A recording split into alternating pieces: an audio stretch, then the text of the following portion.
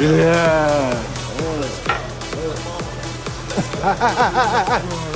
弟，兄弟，哎，兄弟，起来，起来！哎，兄弟，你。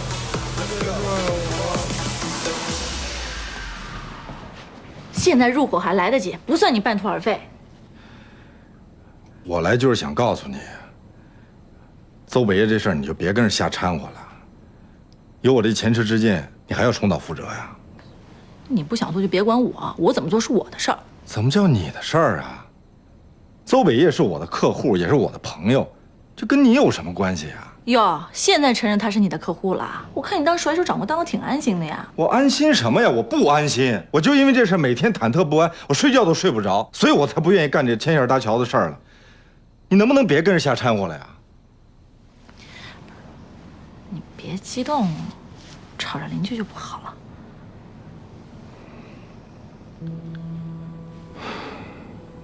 这么多年，我一直以为我给这社会做了多大贡献呢。直到今天我才明白，凑成的这80对里，也就成功了41对，成功率也就50%。我问你，一个男人和一个女人相爱的几率有多少？那不一定，也是50%，要么爱，要么不爱，对不对？其实这就是一道老天爷早就给了一个标准答案的数学题，是我不知死活，是我自己不知天高地厚，非要当这什么南媒婆，自以为能造福他人呢。其实仔细想想，我每撮合了一对合适的，也就拉扯了一对不合适的，前脚造了个福，后脚也就做了个孽。说真的，直到最近我才想明白。你我们大家都是凡人，咱们就过好自己的日子，不给这个社会添麻烦就不错了。咱就不要再去干那什么月老的活了，成吗？那照你那么说，那些交友网站、征婚平台、职业红娘都得取缔了呗？别人的事儿我没资格评论，我管好我自己得了。那你也别管我，你又不是别人。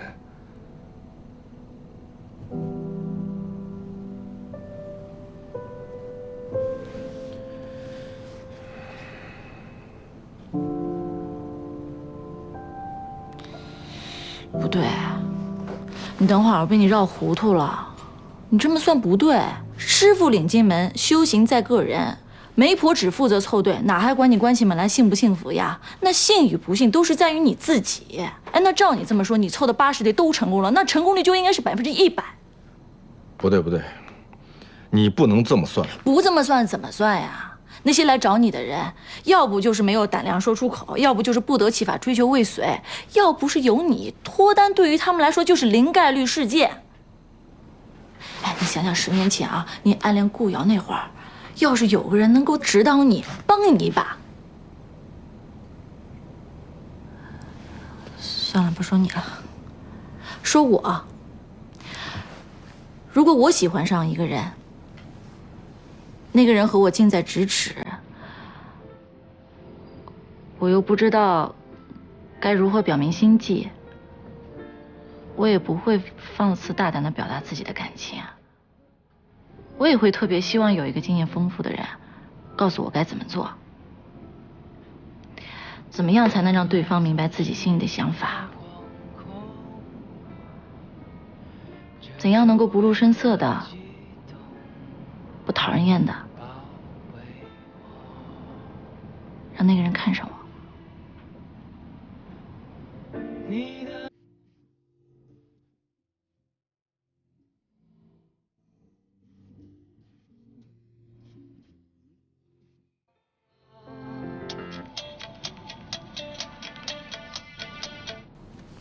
谁呀？我，出事了，赶紧过来！啊？出什么事儿了？哎，我说，你看一眼这儿。不是，不是，来，小平，哎，你看一眼，不是怎么回事啊？让谁打了？怎么不报警啊？报什么警啊？人早跑了。不是，你怎么才来呀？路上堵车。北业，你没事吧？啊，要不去医院看看？没事儿。张明，你是不是又招人家哪个姑娘跟人吵起来了？你瞧你喝那德行，你就不能消停点吗？一个人自己出来浪还不够，非带着他出来，你看让人打的。不是大哥，你没事儿吧你？你问清楚了吗？你就劈头盖脸一顿骂，跟我有什么关系啊？那跟谁有关系啊？那自个儿惹的事儿行不行啊？你这黑卡，好家伙，那喝点酒，瞅谁都像乔伊林，那屁颠屁颠的上去撩着人姑娘，直接让人男朋友一顿胖揍，我这还拦着呢。对不起啊，让大家担心了。你对不起谁呀你？哎，你怎么那么傻呀？你对不起的是你自己，不是都说了吗？我们帮你去把乔依林追回来，是不是啊，陈浩？不，你们都别操心了啊！大家这段时间都挺难的，我这都是小事儿。你们回去吧。哎，你去哪儿啊？哎，你喝酒不能开车。咱们坐陈浩的车。我没事。别闹了。没事。你看你冰箱都是血。什么没事啊？走。走。张明，快走。没人。还有你呀，我，哎呦，你这是扶我呀？你小点劲儿，我这受伤了，我这。你也坐后边。我坐后面。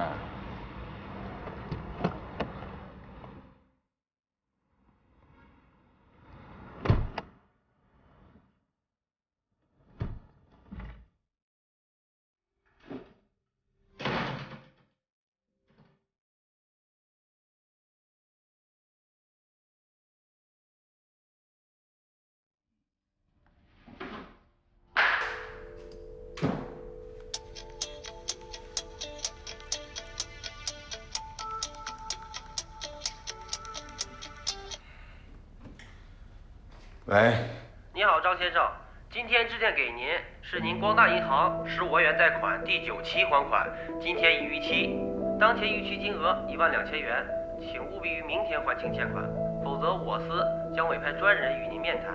相关媒体刊登催收广告，依法向法院提起诉讼，请慎重考虑。啊，对不起啊，我知道了，谢谢。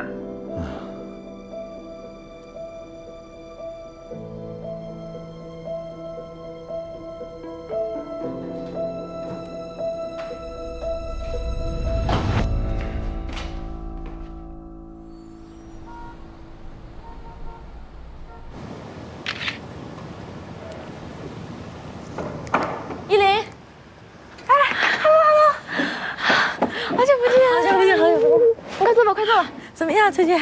挺好的。哎呀，怎么这么喘呀？我给你点了咖啡，你还要不要喝点别的？什么都行。哎呀妈，累死我了。慢点，慢点。还有吃的呢。哎，累死我了。缓缓。今天我有个重要的任务交给你。什么任务？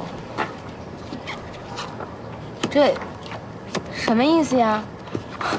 给我介绍相亲对象啊？当然不是了，你屁股后面一大堆追求者，还用得着我给你介绍吗？你先解决困难户行不行？你啊，这些呢都是我妈从她同事那儿打听来的适合我的相亲对象，你帮我把把关，看看哪个靠谱，本姑娘呢也可以择优惠荐。真的假的？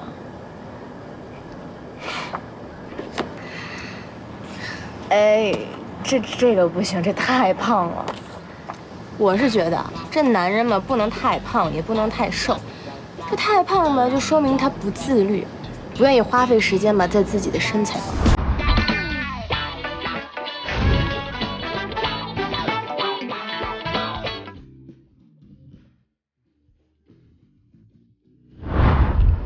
太瘦了，跟他站在一起没有优越感的，淘汰。这个厉害了，全球500强网络公司担任技术总监，年薪好几百万啊！你看看，现在网络技术发展的那么迅速，这个绝对是潜力股。他挣再多的钱也没有用呀，万一他是个很无趣的人，那跟他在一起也不会快乐呀，对吧？淘汰。我上中学的时候，有一个同学在厕所里边偷偷的抽烟。正这时候，教导主任进来了，问他你在干嘛？他实在是憋不住了，鼻子里边冒出2股青烟，镇定地说：“我在生气。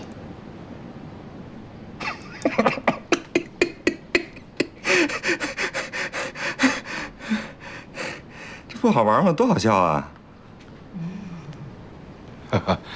好吧，我再背背去。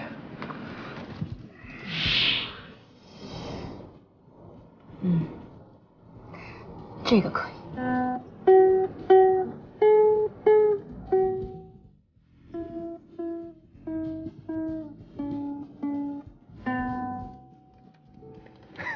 这行吧？你还是按照老师的弹吧，行吧？你那太幼儿园啊。什么呀？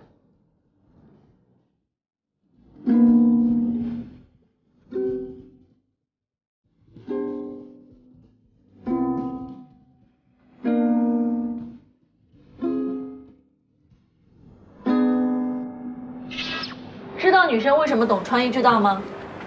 因为试的多。来，试试。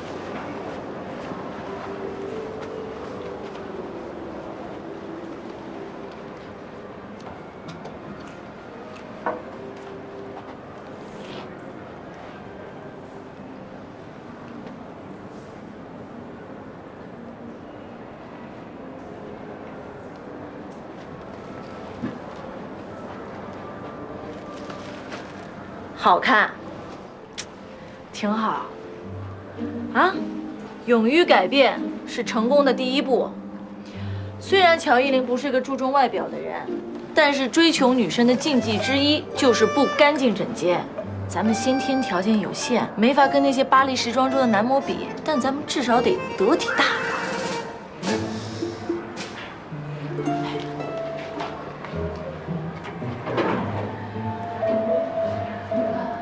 这挺好的，裴烨，把这个带上。哎，有范儿，这颜色多好看啊！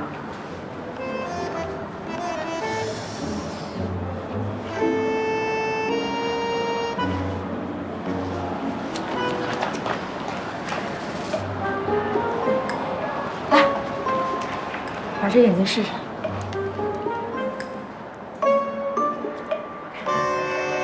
哎呀，行了吧？你们俩能不能别折腾了？你真的觉得他穿这好看啊？挺好看的，你觉得丑啊？我以前还真没发现，您这审美还真挺独特的。我这人呢，就是宽容度高，要不然怎么跟你做朋友啊？等等啊，来，不是，再试这个，来，别让那个暴龙鞋，快！等会儿，你看得见吗？啊！别再磕着你。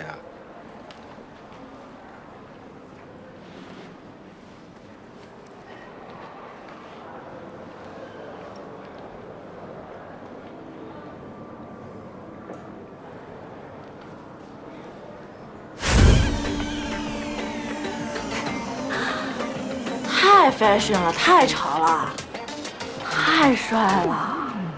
来，我要是乔依林，肯定对你刮目相看。真的？完美。行了吧，邹北业，你别听着那胡说八道了，行吗？行了吧，你赶紧给我让开。我问你，你自己觉得好看吗？他这糟该你呢，知不知道啊？记住了啊！穿衣服，尤其是男人，身上不能超过3个颜色。黑白灰永远都不会出错。你这什么呀？你自己看看，你以为你红绿灯啊？去看。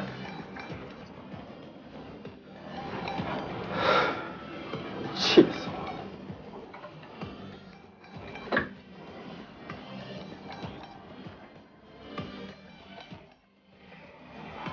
换了去，进去换了去。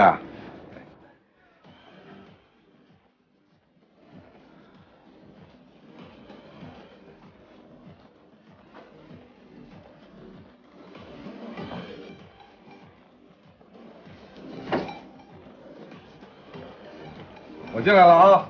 对。来，这鞋子、裤子都换上。小杨，我治不了你。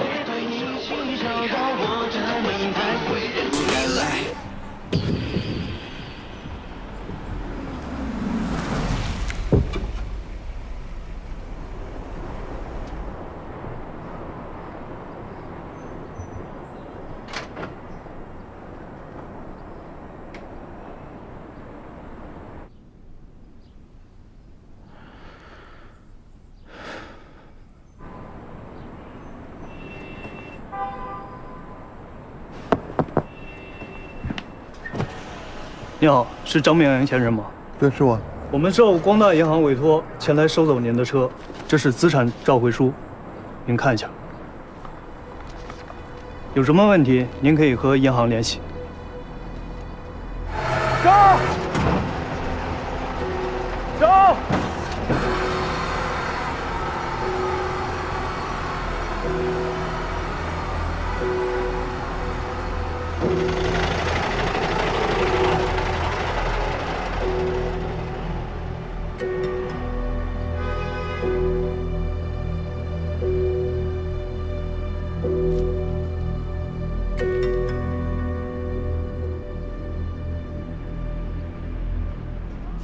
我们这里不是有狗？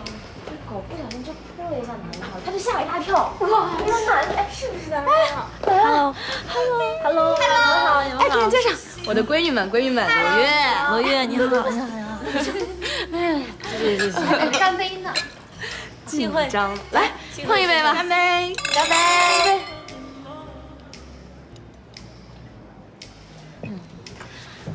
那既然大家都到齐了，我就要宣布一个好消息跟一个坏消息了。先说好消息吧。好消息呢，就是我前阵子不是去那个古装大戏剧组面试吗？导演跟制片人挑中了我，真的让我出演女3号，明年年初开机，太棒了吧！太棒了！给我全面，这很开心，牛那坏消息是什么呀？那坏消息呢，就是他们说让我参演的话，有一个前提条件，潜规则，陪睡。哎呀，哎，不是什么呀，不是了，你们听我说完。他们让我呀，利用剧本创造那段时间，去开个眼角，垫个鼻梁。哎，我还以为什么呢？多大点事儿？怎么一人来喝点水？没事吧？我是不是吃不对东西了？喝点水。慢点。是吧？你不会答应吧？这个事情可得3思而后行啊。说实话，我还挺心动的，因为你们也知道，我在这个事业已经有5、6年了嘛，也没什么起色。我觉得说不定整个容还能转个运呢。我听说日本整的特别自然，特别好。哎，是我朋友都说日本弄的特别好。是不是磨不跌个下巴吧？整容？他已经决定了去日本做。不是，她已经挺漂亮的了，她在我心目中那就是完美无缺，对吧？多一分则肥，少一分则瘦。这是你这么觉得，姑娘不这么觉得呀。这世界上有哪个姑娘觉得自己是完美的呀？都希望自己能够白一点、瘦一点，再高几公分。李烨，你先不要着急。来，你看啊，我已经帮你制定好了一份完美的追爱计划。来，你看一下，第一步，立刻放下你手头的工作，办签证。日本签证所需要的材料我都已经替你列好了，快的话1周之内就能搞定。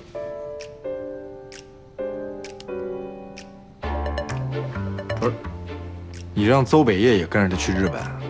废话，一个姑娘在异国他乡求医，孤苦伶仃的，身边正好需要你这样一双有力的肩膀，支撑她度过最艰难的手术时期。我去。我已经调查好了，帮你选了一家日本最贵、最权威的整容机构，已经替你预约好了一个基本上打造了日本所有顶级女明星的整容医师。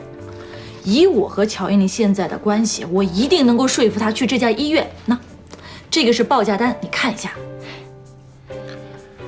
现在这些女孩啊，对对自己下手也真是够狠的。合着这些美女都是用钱砸出来的？你以为呢？像我这种物美价廉的，少见。我这个价钱可以，只要技术好，能给他整成功就行。别整成正成功就成。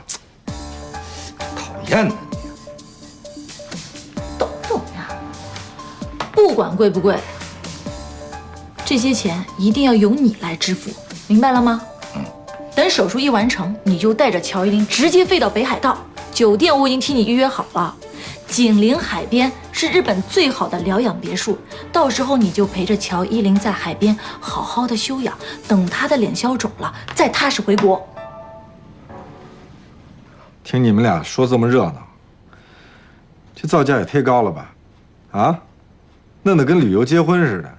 可是你们想过没有，人乔依林同意吗？你懂什么呀？异国他乡，孤男寡女，姑娘又刚做完手术，有伤在身，正是北野你趁虚而入的好机会。到时候你就把你准备的校花、吉他全都派上用场。这个计划的前半部分呢，是展示你为这个姑娘不吝花钱的一面。到了疗养这一部分，特别的重要，就是展现出你对她无微不至的关心和关怀。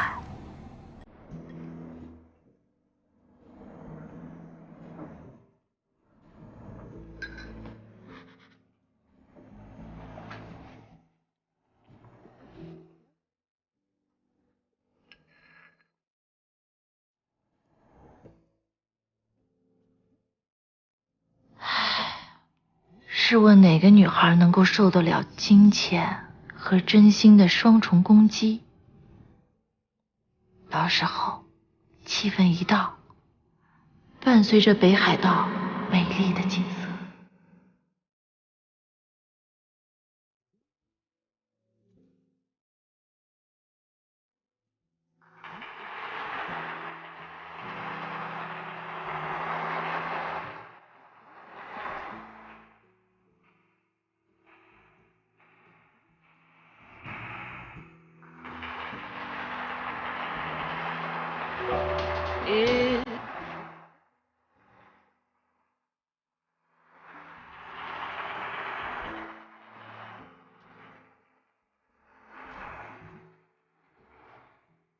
北野，说不定你把婚都求成了。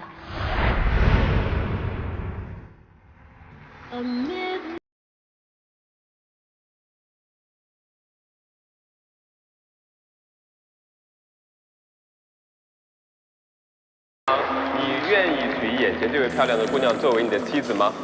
我愿意。新娘，你是否愿意嫁给眼前这位帅气的男士作为你的新婚丈夫？我愿意。新郎可以去拥吻新娘了。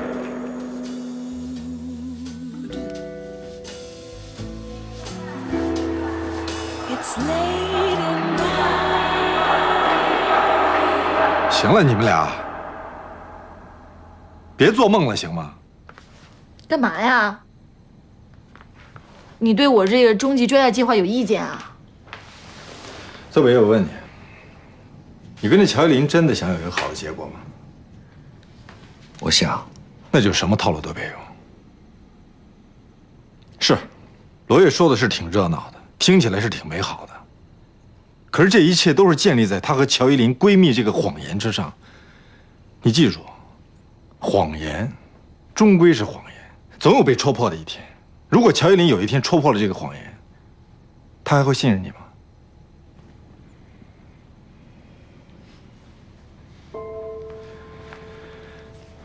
我知道，我过去就是这样，总是用一个谎言圆另外一个谎言，来达到自己的目的。但这是不对的。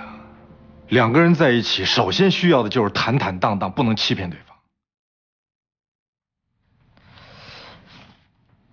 你这是全盘否定了自己之前的理论呐？没错。过去我是总结了很多这种追女孩的套路和技巧，觉得自己已经看透了爱情，看透了男人和女人那点事儿。但其实呢，其实我自己却没有一次认认真真的谈过恋爱。我只是在用这种纸上谈兵的方式来指导别人，这不是很可笑吗？其实我自己才是一个最大的失败者。直到这段时间，我才明白，爱一个人这件事儿，真的半点假都不能沾。所以北野，你听我的，说真话，跟他说真话，只有说真话，把你心里的真实想法都说出来，才有可能挽回乔一林。我就怕，我跟他说了真话，我会永远的失去他。就算失去他，也不能欺骗他，因为因欺骗而得到的感情，终归会因为欺骗变成一场空的。你不可能得到真正的幸福。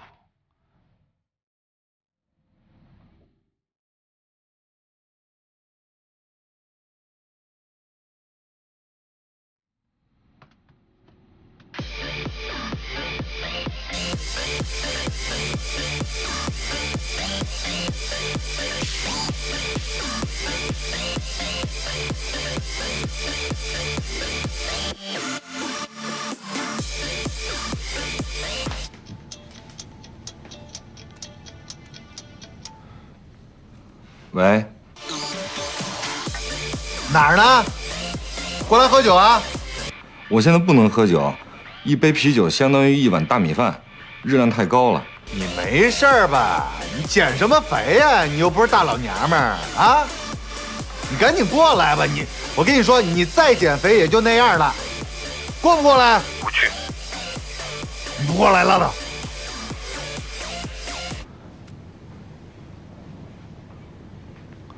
谁啊？张明阳。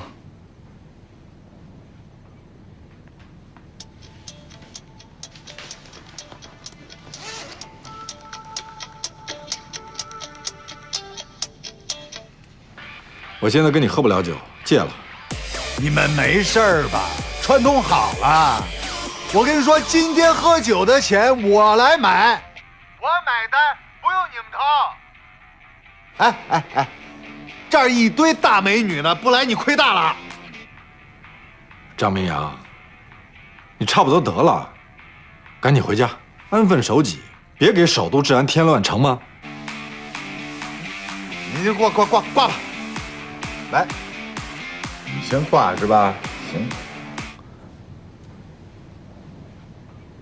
甭理他，他喝大了。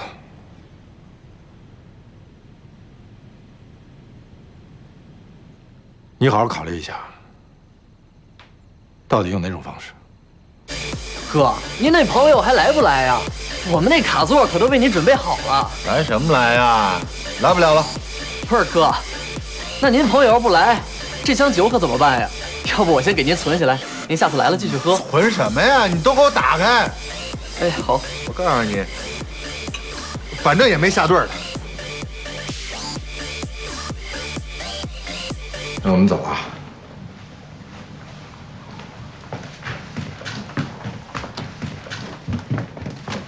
你等会儿，我还有话跟你说。还有啥？不是说你。啊，那你们俩聊，不用送了。那您慢点啊。哎。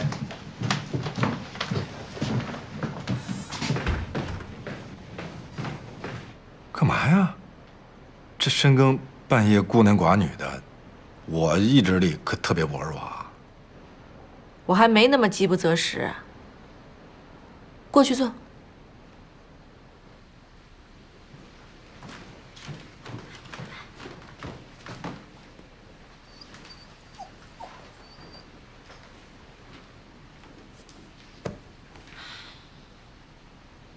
来，抱抱。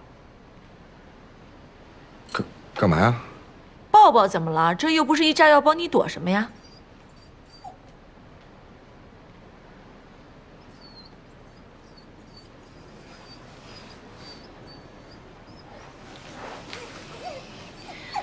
刚才你跟北爷说的那些话，挺感人的。但我觉得有一点你说错了。你不是个失败者。这2天我偷偷把你的笔记都看了，说出来你别不高兴，你的那些套路啊、技巧什么的我都没记住，但我看完就一点感受，你是真走了心了。你愿意为你自己喜欢的姑娘，研究她的兴趣爱好、喜怒哀乐，使尽浑身的解数让她开心，讨她欢心。就你这份心，就是珍贵的。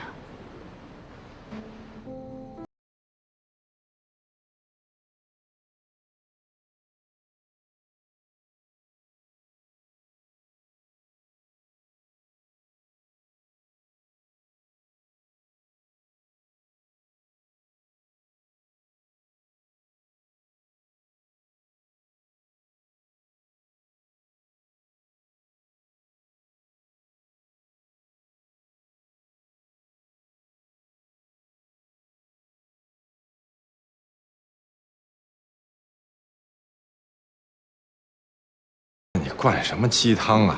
这都过去的事儿了，你也不怕噎着？你说你别装的什么云淡风轻的啊！你看看你，刚才你还躲他，你还不敢直视他，你心里还觉得愧疚对吧？狗我有什么不敢直视的呀？我这不是怕，我这不是怕他太念旧，他要跟我走了，他以后就不跟你了，不是吗？就是嘴硬。你老是表面上装作什么都不在乎，其实你心里根本就迈不过去那道坎。你老是觉得自己坑了别人。哎，我说你这好人包袱怎么那么重呀？你就不能潇潇洒洒、洒洒脱脱，像个爷们儿一样告诉自己，那个患者就是自己大意了，望天病死才犯了病；那个徐乐就是一时糊涂，草率结了婚；还有那些分了手、离了婚了，跟你没有任何关系。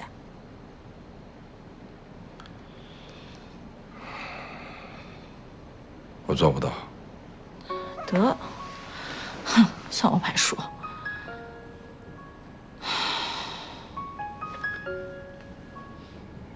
我知道你是为我好，可是我这人就这样，我从小到大都是遇到问题从自己身上找原因。切，瞧你这傻样，说的一本正经的。真的，我一直以来就是这么一人，你又不是不了解。从我妈去世那年，我就开始心里边琢磨。从今以后，我就是一单亲家庭的孩子了，我该怎么办？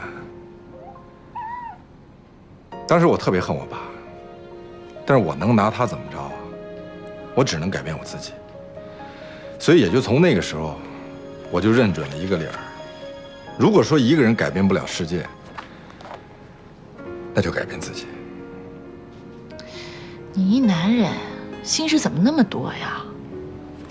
谁不是苦出身啊？啊？要我说，我如果改变不了世界，那我就凑合过呗。我不是心事儿多，我是懂事儿早。不过你刚才这么一说呀，我倒真是觉得咱俩挺同病相怜的。你没爸，我没妈，我情路坎坷，你恋爱也不顺，就连失业都是同时。真是中年不幸啊！谁中年不幸啊？他可你是中年，我还是美少女呢。我美少女壮士。你说的是10年前吧？你，小白，咬他，狠狠的咬他，小白，咬他，咬他。嗯。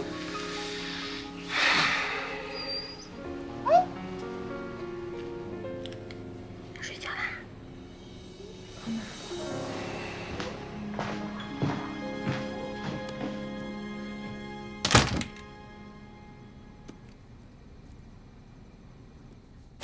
哎，你干嘛呀？你干什么呀？反正留着也没什么用了，除了赌心。谁说没用了？你不要我要，我特爱看。我跟你说，这些要是以后出了书，肯定是无数青年的恋爱法宝、爱情圣经。行了，你别安慰我了，我没事了。真的，刚才把那话都说给你听，我心里舒坦多了。没事也不能扔。你手机呢？打开看看。干嘛呀？看看微博。我都不用了。你看看粉丝。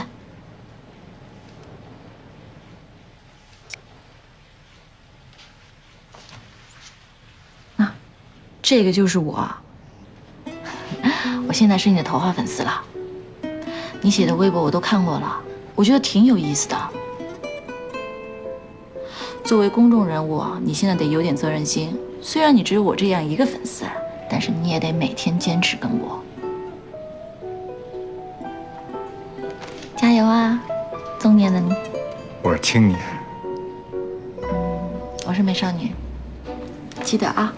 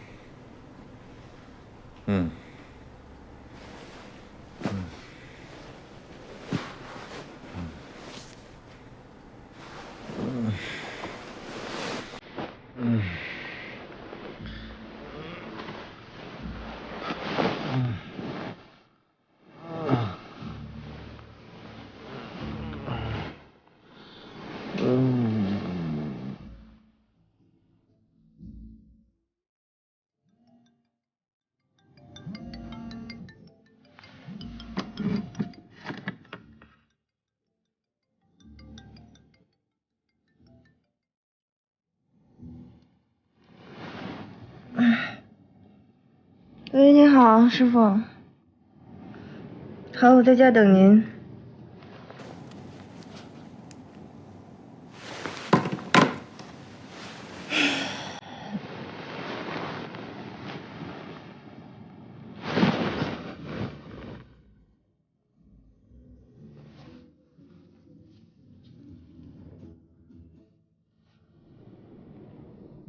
赵明阳，哎。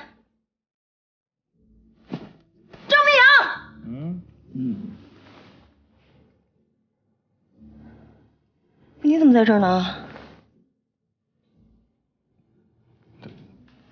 对啊，我。你怎么在我床上呢？我昨天喝多了，我忘了你在陈浩他们家睡来着，我就下意识的就躺着。我是，我出去，你放心，我不偷看啊，我不偷看，我马上出去啊。我昨天真的是喝断片了，赶紧出去。是，什么事都没有发生。你看我裤子还穿着呢，所以你放我下楼，我下楼。出去。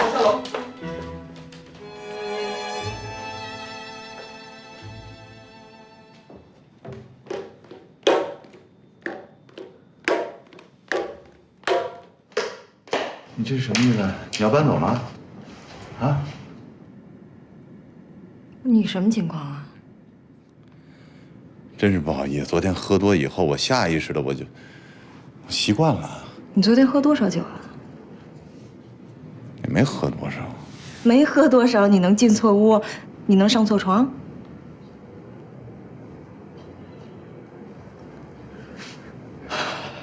算了。估计你现在也没这个心情。我不是没这心情，我是压根儿就没这想法。啊不，你千万别误会，我不是说我对你不感兴趣，我的意思是，我就不是那种强买强卖的人。